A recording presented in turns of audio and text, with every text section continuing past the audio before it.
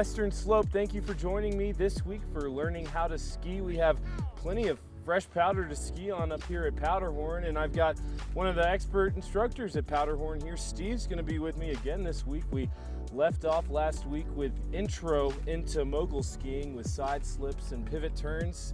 Steve, what are we going to be doing this week, man? We're going to actually decide on our line to go straight down the fall line and make some turns into moguls that way. This powder will make it nice and soft, velvety. Start off with one mogul at a time. Just make one turn, and then we'll kind of build on that. You'll decide, you'll be on top of a mogul, you decide where your turn's going to be, and you decide where you're going to stop.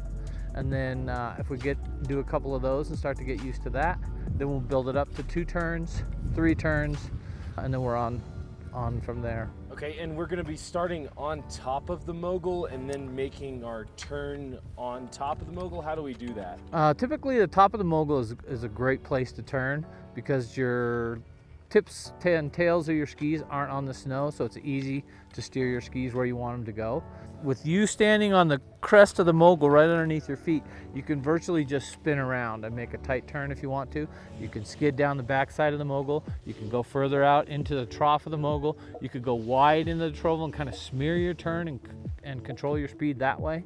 So that's where that comes into what we learned last week in terms of controlling your speed. All right, well, awesome. Let's go check out some of this fresh powder. Me and Steve are gonna go ahead and get some turns in on those moguls. Stick around for next week. You don't wanna miss that.